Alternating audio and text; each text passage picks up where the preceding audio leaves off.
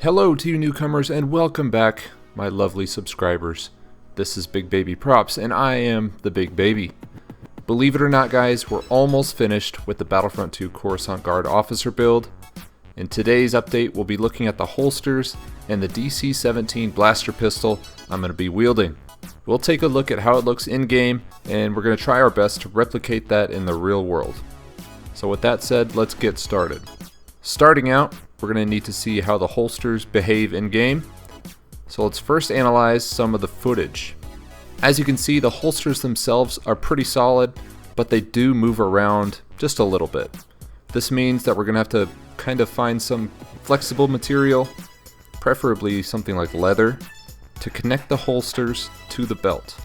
One of the weirder things about this build is that the officer has two holsters, but is only allowed to ever carry one pistol. I don't know, it doesn't make sense to me, but we're just going to roll with it. Now both the holsters and the blaster itself are going to be 3D printed. I found some amazing looking DC-17 blaster files, so I'm going to be sure to link them in the description. Just check out the level of detail on this thing. Absolutely beautiful and definitely realistic looking. Unfortunately, I wasn't able to find a file for the holsters that actually fit properly with the blaster files we'll be using, so I had to dive into a program called Fusion 360 in order to design them myself. Now Fusion 360 is pretty easy to learn in my opinion, and it's definitely a powerful tool. If you own a 3D printer yourself, I highly recommend learning at least a little bit of Fusion 360. So I imported our DC-17 files into the view, and we're going to build the holster around it based off the reference images taken from the game.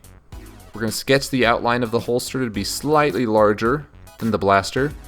That means we'll have a snug fit once it's been printed, and we can make sure it'll all fit together by comparing the cross section between our modeled holster and the blaster. Now just to put the finishing touches on this thing and it will be ready to print. Be sure to check the link in the description as well, as I've made the holster files available free for download. As with all my 3D printed props, we're going to need to smooth out the 3D printer lines. I don't want to bore you guys by doing the same stuff over and over again, so be sure to check out some of my helmet tutorials for more information about this step. In short, it involves Bondo, filler primer, and a lot of sanding. Painting was pretty straightforward for the holsters. They're white, nothing too crazy. For the blaster, I thought it would be fun to do a little special weathering. So first we're going to lay our base coat of black, and then we're going to coat the blaster in a light coat of silver in a select few places. Then we're going to paint the whole thing black, painting over the silver, and then we're going to take a high grit sandpaper, something like 400, and slightly sand over some of the corners, the sharp edges, and some other places that we painted silver. What we're trying to do is give it a weathered and worn look, but have the silver pop out from underneath the black to make the plastic seem more metallic in nature. With that finished up, our blaster is now complete. Now we're going to have to find a way to attach the holster to the belt with a material that's flexible but not too much.